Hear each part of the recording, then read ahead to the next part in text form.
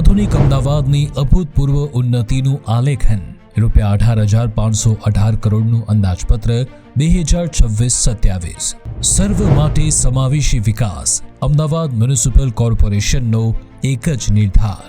આધુનિક અમદાવાદમાં દિન પ્રતિદિન વિકાસ તો થઈ જ રહ્યો છે, તેની સાથે ઉદ્ભવે છે કામદારો અને છૂટક મજૂરી કરતા શ્રમજીવીની માંગ। ભારત અને ગુજરાતના જુદા જુદા ભાગોમાંથી છૂટક કામ પ્રાપ્ત કરી જીવન નિર્વાહ કરવા હજારો લોકો અમદાવાદમાં આવે છે અને અમદાવાદ તેમને કામ અને હંગામી રોજગારી આપવામાં મદદરૂપ પણ પુરવાર થાય છે,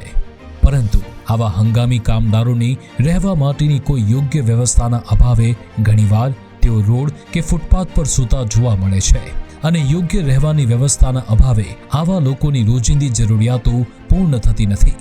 આ સમસ્યાના સમાધાન અનુસંધાને પણ એએમસી નક્કર અને નિર્ણાયક કામગીરી કરી રહ્યું છે।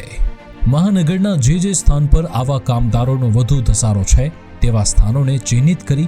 બ્રિજની નીચે અથવા કોઈ ચોક્કસ સ્થાન પર આવા હંગામી કામદારોને સુવિધા આપવાના ઉત્તમ ઉદ્દેશ્યથી નાઇટ શેલ્ટર એટલે કે રેન બસેરાનું નિર્માણ કરવાનું આયોજન પણ અંદાજપત્ર 2026-27માં કરવામાં આવ્યું છે,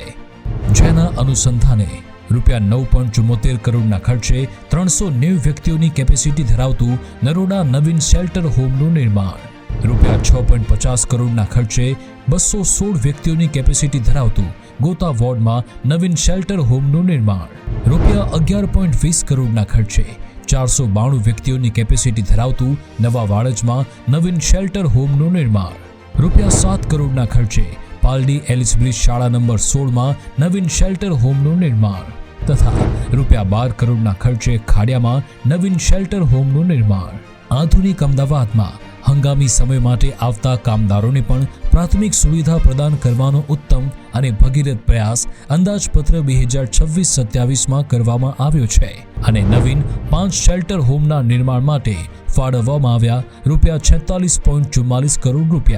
આધુનિક અમદાવાદની અભૂતપૂર્વ ઉન્નતિનું આલેખન ₹18,518 કરોડનું અંદાજપત્ર 2026-27।